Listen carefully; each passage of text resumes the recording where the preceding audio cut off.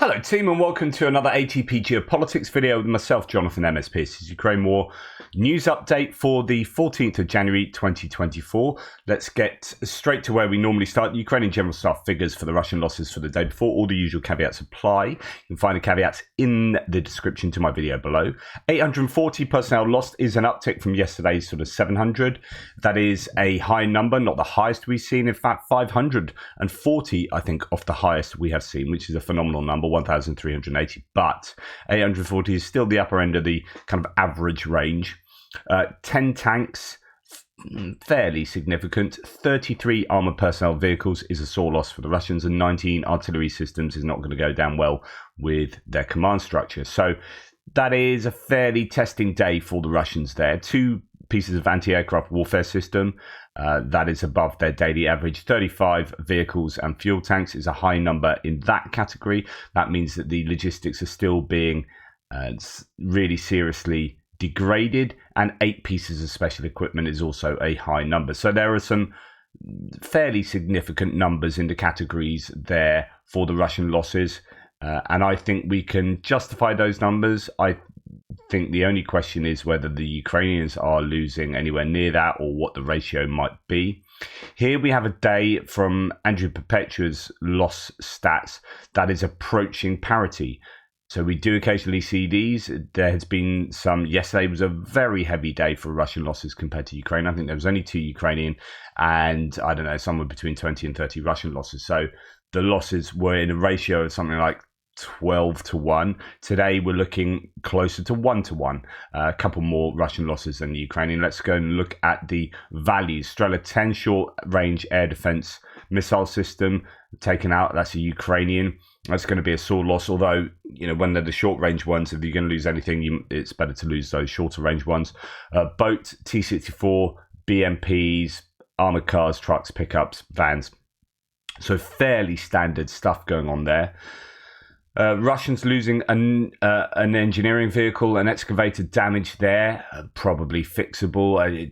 It's when they are damaged, and it's an excavator, which means it's probably behind the lines. That implies that it's probably not too bad. Although, you know, shelling is interesting there. So that one was caught on shelling. That drone footage caught shelling hitting the excavator.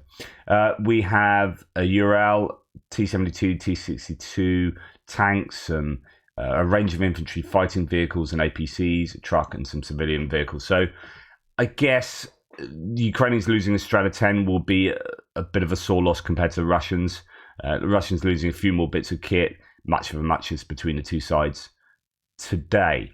However, when we go and look at a recent analysis of the losses on the Avdiivka front, you can see that the ratios really have been, in certain places at least, very much in favour of the Ukrainians. Avdiivka front, identified equipment losses of the Russian army are getting close to 500. If Robotyne was a failure, what the hell are we going to call this? A success?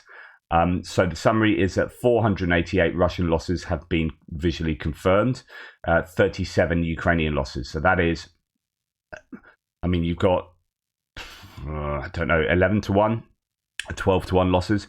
That's absolutely phenomenal. Russians really did have a hard time in Avdiivka, and that is borne out by the statistics. Now, when we then look at the stats like this from the General Staff, and you're thinking, okay, might not be an Avdiivka equivalent going on right now, but there will be attacks in Sinkivka, in Krinky, in a number of places where the Russians are just losing more equipment than the Ukrainians. Then you can sort of justify these figures somewhat more. In fact, let's look at Jakub Janovsky, who is still working for Oryx. So Oryx's figures are being updated still, and his list for Russian losses equates to 59 losses, and for Ukrainian losses it is 23. So we try and piece all these different data points together. We've got near parity for Andrew Perpetua. We've got Oryx having a 2-to-1 ratio of Russian losses to Ukrainian losses, and a lot of losses for both, although quite often he does it in 2-day at 2-day intervals. So that could explain why he has more than Andrew Perpetua Yeah. Anyway, if we have a quick look at what the Russians have lost, a bunch of tanks there, load of infantry fighting vehicles and APCs, two T-90s added to that, T-90Ms, and some artillery systems. That Bylina we talked about yesterday, the electronic warfare system. But yeah, just a lot of stuff. And for the Ukrainians, a number of tanks. There is a Bradley damaged and abandoned there. A couple of Humvees, and there's a Mi-8 helicopter. Interesting. There's that Strela one added there. So interesting that a Mi-8 helicopter's lost. I don't know whether that's recent or whether that is one with Oryx. What Andrew does, as far as I understand, is cuts off stuff that is not recent. So he knows that was from, say, 6 months ago or much earlier in the war. He won't include it on these stats as far as I understand it. So he filters out those old ones, whereas Oryx do not do that. So they are compiling an entire list of everything that's lost. I think Andrew will probably add those ones to the database in general, but not to the daily stats. I think he's trying to make this a stat list of stuff that's happened over the last 24 to 48 hours. So no, it's not trying to get anything off the hook here. Like, there might have been a Mi-8 lost, but I'll be surprised if Oryx has a Mi-8 helicopter and Andrew doesn't. So I think that could be an earlier loss. For example, we saw a helicopter that was a Russian helicopter lost in, I think, October 2022. There's some footage just come out, and the Russians are walking around it, and they think it's a Ukrainian loss, and they're really slagging off the Ukrainians and kind of laughing and joking about the helicopter. But it turns out they're actually laughing and joking about their own Russian helicopter that's been shot down. So these bits of footage do come out a long time after the events, and it's whether you include them on your list or not, depending on what your objectives are. So anyway, nonetheless, for Oryx, the stats look very different than for Andrew Perpetua. Right, now we go to, actually, that's not for this section, that's for the next section, or actually the one after. Right, we'll go to distant strikes, and I don't know that anything hit Ukraine last night. So we had the night before a number of ballistic missiles that were flown into Ukraine to hit predominantly the military-industrial base. Nothing last night. Sevastopol was targeted yesterday. I don't know what the actual objective was there, and we also have not too much else with regard to strikes. This one, I think this is the other one. Yeah, Russian sources reporting that air defenses are active over Rostov and Don, and that enemy missiles have been shot down. I would think they were drones, but we shall see. Maybe some moved a modified Neptune launcher to the east. That would be sweet. So we'll return to Rostov-on-Don in a little while. So those are the two areas I definitely know that the Ukrainians have targeted over the last 24 hours. And we go back to the night before to some analysis of the Russian missile attack, where, if you remember, it was something like 38 missiles shot, over 20 didn't reach their target, right? And relatively few of them were shot down. And that led people to go, like myself, to go, oh, this is a bit of a problem. There's a lot of missiles going through. Then the Ukrainian Air Force spokesperson, Yuri Ignat, said actually a load of them didn't reach their target. So we're going to do just a little look at this. So, I mean, one bit of evidence that missiles were going astray is that one didn't even get out of Russia. So this is one of the missiles fired by Russia, and it fell short, landing in Krasnodar region. A resident of the Pavlovsky district found a rocket in the countryside. Police soon sealed off the area after this video appeared. So this is at least some decent evidence to suggest that the Russian missiles aren't always finding their target. So when the Ukrainians claim over 20 of them didn't reach their targets, do we have justification for believing that claim from the Ukrainians? Well, on that same day, Russian sources are releasing a failed Russian rocket in the middle of a field in Krasnodar in Russia. Then the Institute for the Study of War, according to Kiev Independent, says that electronic warfare capabilities are growing, taking down Russian missiles. So Ukraine's use of active electronic countermeasures to disable 20 Russian missiles may be an inflection in Ukrainian electronic warfare capabilities, according to the ISW. Now, actually, the ISW didn't say all that much. So actually, when I was looking for the source of this Kiev Independent piece, sometimes you read these tweets and think, oh, there's a big analysis going on, and then you go to the Kiev Independent themselves And actually, the article is just, a couple of paragraphs, really, 5 paragraphs there, and that's it. And that's because actually the source here is merely a couple of sentences in there in the ISW's daily reports. However, this could be super important if it's true. Ukrainian military officials notably stated that Ukrainian forces also disabled over 20 of the missiles using, quote, active countermeasures by means of electronic warfare. So that's not coming from the ISW. That is actually coming from the Ukrainians themselves the morning after the attack. And then the ISW then says, which may be an inflection in Ukrainian electronic warfare capabilities that are normally credited with disabling Russian drones, but not missile systems. This could be something that's quietly happening under the radar, so to speak, or on the radar, that we find bits and pieces of the picture, like little puzzle pieces that we try and piece together, and we could conclude something quite significant. Or this is just Ukrainians claiming overconfidently the abilities that they have in terms of electronic warfare. If the Ukrainians are able to take down cruise missiles and ballistic missiles with electronic warfare now, then this really is a significant moment. Be interesting to know what the truth is here. ISW previously assessed that Russia's ongoing strike campaign against Ukraine and Ukrainian adaptations to counter new Russian strike packages is part of a wider tactical and technological offense-defense race between long-range strike and air-defense capabilities. We've talked previously, I talked about this with Daniela the other day, about how allies like the US want to help Ukraine as much as possible, but actually there are certain areas where they don't give them assistance. And one of them is famously, supposedly, electronic warfare, because they're worried that if they give Ukraine electronic warfare assistance, that technology will find its way into the hands of the Russians. And actually that's the most sensitive, most cutting edge area of US arms, the US arms industry. And what the US armed forces have at their disposal. But it's the technology that Ukraine most needs. So I wonder whether there is some kind of assistance with Ukraine in terms of technology that happens safely behind Ukrainian lines in the middle of Ukraine at top secret places where the US, for example, or some other nations are saying, look, this is what we've been researching for 20 years. This is like this is the top of our game here. Here's some equipment, right? We don't want this going anywhere outside of this particular area. Maybe it's, I don't know, Staro-Konstantinov Air Base at Khmelnytsky, right in the middle of Ukraine.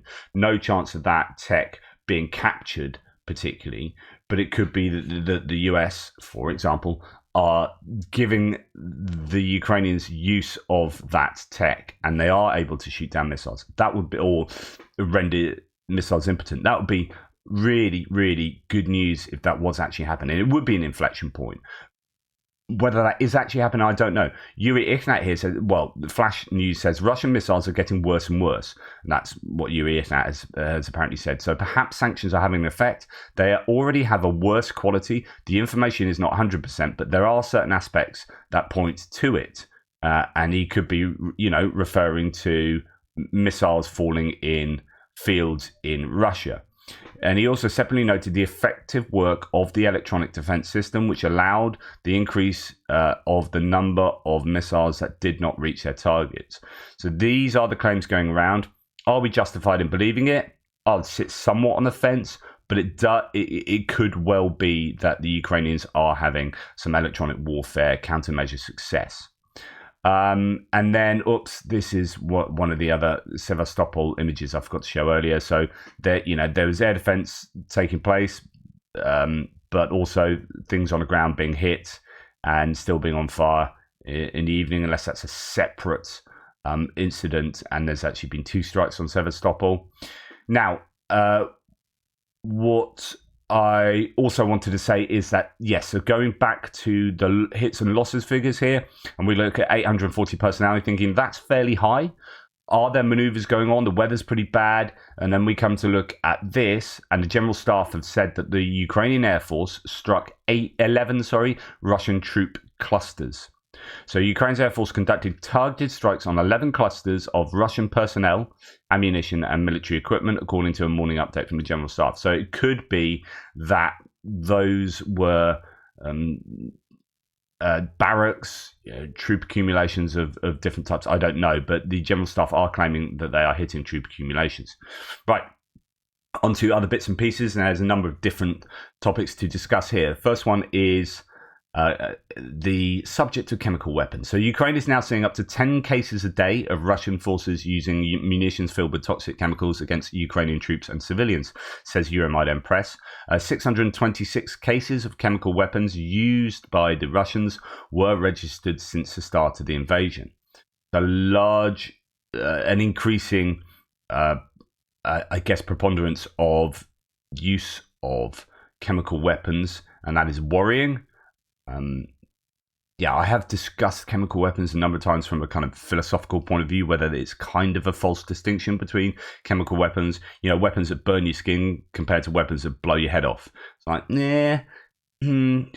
can we really make a distinction between them? But they are certainly weapons that are intuitively pretty horrific. But again, like all weapons are horrific. Nonetheless, in terms of the framework of international legal jurisprudence, I guess, concerning war, this is not cool.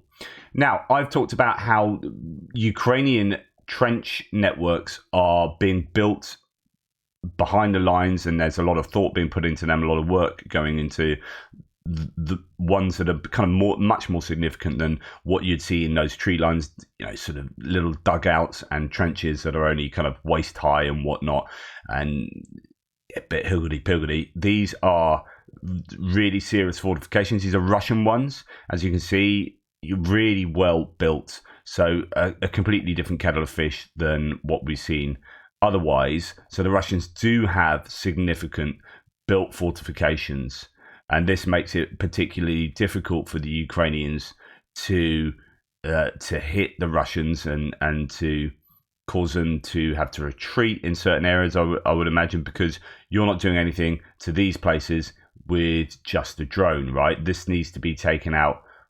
Actually, even artillery munitions aren't going to touch the sides of these. These are well built out, I assume, fortifications that are significantly enough under the ground to cause the attacking side some real issues. Anyway, moving on, Gonzalo Lira is still being discussed. I mean, this is the kind of person he is, just to remind you. But I'm telling you, this is it. This is it. Air raid sirens. I don't know if you can hear that. There was this huge explosion in Odessa. Ukrainian Nazis, the neo-Nazis, the crazy people, the rest of the Zelensky regime forces, the armed forces of the Ukraine, if in the Ukraine face of this catastrophe that's happening in the Donbass region, if they don't simply just collapse. Hopefully they will. And it'll keep on going until maybe I get arrested again. Anyway, Gonzalo Lira, that is who he is. He's the pro-Russian voices, and some people, your Jackson Hinkles and people in the information spaces around the world that are just spouting pro-Kremlin propaganda are claiming obviously he's been tortured and killed. He died in a Kharkiv hospital with pneumonia. From pneumonia while he smoked 50 cigarettes a day. It is actually interesting. If you look at any of the video interviews he does, he is chain smoking the entire time. And apparently he was a 50 a day man. He was unvaxxed and a COVID conspiracy theorist. There are all these sort of different claims about him. That's basically, you see him most of the time with a cigarette in his hand. Now, the different claims are, he was not murdered and died from what we would call natural causes, in this case pneumonia, pneumothorax and edema, which in his case was worsened by decades-long habit of smoking. Jake Bro saying he was not a journalist, he was a failed pickup artist turned Russian propagandist and Russian agent living in Ukraine. He died of pneumonia in prison because he was a chain smoker who had terrible health. So there are claims coming from each side concerning him. I don't 100% know what's gone on, but it wouldn't surprise me if especially when, as people are saying here, when you're bombing hospitals, this kind of thing's going to happen more frequently. Jake Bro again says the Russians killed Gonzalo Lira. Yes, Gonzalo was an obese man who, approaching 60, suffered from several venereal diseases, had been smoking 2 packs of cigarettes a day for decades, but getting pneumonia is not normally a death sentence. Pneumonia can absolutely be a death sentence when your country you are living in has been invaded by a genocidal state that has been targeting and bombing Ukrainian hospitals for almost 2 years. Russia's goal, targeting civilian infrastructure like power, heating and water systems, is to overload, fatigue and break Ukraine's civilian healthcare system so that many innocent civilians suffer and die as possible. They admit that this is a strategy on Kremlin state TV. Gonzalo was a Russian propagandist who was choosing to live in Ukraine, but he did not have to die in a Ukrainian hospital because of simple pneumonia. Ukraine's healthcare system was always teetering on the brink of collapse due to Russia's constant attacks on civilian infrastructure, then Gonzalo might still be alive. R.I.P. Gonzalo. Ukraine will avenge your death and the death of every other Ukrainian at the hands of the Russians. So he's actually flipping the narrative there, Jake Bro. Interesting. But again, both sides of the coin. Who knows? Or what I did. People were like accusing me of celebrating his death yesterday. Like, get over it, guys. But I'm not a fan of Gonzalo Lira. I think he's a terrible human being. I will say that. Terrible human being. Yeah.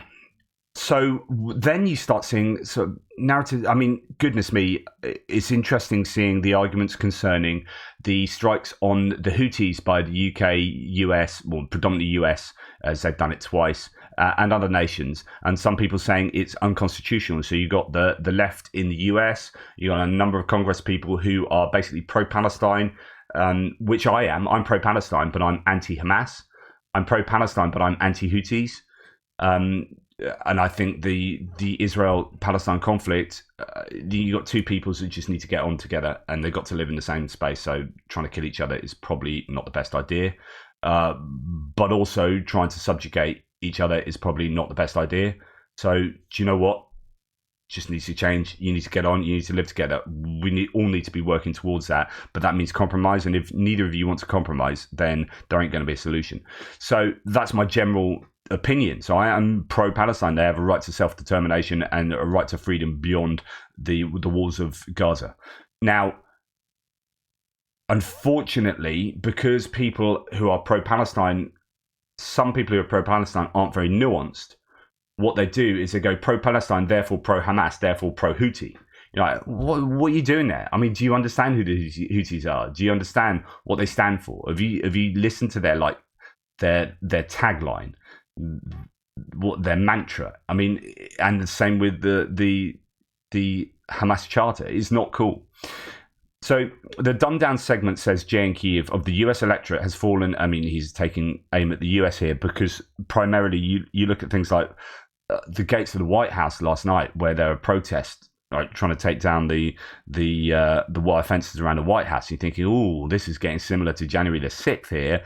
What's gonna take place concerning that? Now, dumbed down segment of the US electorate has fallen so far that the Russian disinformation machine was able to convince the far left that Hamas is a band of freedom fighters and convince the far right that Gonzalo Lira is a martyr, a MAGA Star is born. It's really interesting that this is all happening, and all the while Russia are sitting back going, thank you very much, or sitting back and going, look what we've done in stoking all this, in throwing all our disinformation out. Let's now sit back and watch it take its course. They love this kind of infighting in the US, in the information spaces and allied nations. Absolutely plays to Russia's objectives here. So when people are protesting in the US, in London, in Paris, this is absolutely what Russia want. It's really frustrating to me that so much of what I see particularly in US politics at the moment is exactly what Putin wants. I'd love to sit down with Mike Johnson now and said, are you really a fan of Vladimir Putin? I mean, do you really like him? Because everything you are doing is for the benefit of Putin and Russia at the moment. Like, how is that happening? Anyway, this kind of divisiveness concerning people like Lira and Hamas and Houthis is exactly what Russia wants. Just be warned about that. Right, to continue with the issues in Russia, second problem with burst pipes has hit Lipetsk. Well over 300 tower blocks are affected, meaning 50,000 people are without heat or water, hot water. Temperatures stay below 20 degrees all day and are heading down a few more degrees now. The council's finally opening emergency centres. Now, and this is concerning possibly the strikes in Rostov, but I don't know, and we'll come to that in a second. A blackout in Rostov-on-Don in Russia. Many areas are cut off from electricity. In some areas of the city, the water pressure in the taps has dropped and the heating has stopped. The situation is the same in neighbouring Bataysk. Rostov is a large hub for the Russian army near the border with Ukraine. Well, Philip O'Brien says the Ukrainians won't claim responsibility, but the odds of a mass infrastructure failure happening at the same time across Russia in important cities seems unlikely to be an accident. And this is, Peskov and Putin saying kind of no panic, don't panic. Russian Rostov reports a massive blackout. According to local media, dozens of buildings are without electricity, etc., like I just said. Philip O'Brien says forcing so many people into the armed forces will make repair more difficult. Russia does not have limitless supplies of skilled workers, but it is unlikely to be the cause of so many simultaneous failures. Well, actually, someone else then says, Tom Zimbardo, the reason for the Russian blackouts everywhere. 1, guys who fix pipes are being sent to Ukraine. 2, heating pipes from nuclear and thermal power plants are failing. 3, everyone starts using electric heaters to avoid hypothermia. 4, the electric grid collapses. There is a lot to be said about what is going on in Russia across these cities, and that's why I keep reporting it. I think it is pertinent to what is taking place in the wider war context. Right, finally, and in some way connected at least to the internal domestic, Russian domestic woes, prices of fresh food in the Russian supermarket. At current exchange rates, tomatoes are over $18 per kilo, which is about £2. $13 for something else in there. $16 for mandarins per kilo. I mean, these are really high prices for fruit and veg, and I think that shows that things aren't going down too well in the shops of Russia. Average pension in Russia is about $220. Rising standards of living, said Putin, or a country going down the drain. So Putin's answer to these rising prices of eggs and so on and so forth is that the Russians just have too much money. And, because they have more money, you've got inflation in that kind of wage price spiral inflation theory. And of course, seem to be justified by evidence. Anyway, there you go. Thank you for watching. Please like, subscribe, and share. I'll get on with doing my second video, and then I'm going to jog on to a rugby match in Dorset, actually, for my son. So I will be away until sometime mid-afternoon, I would have thought.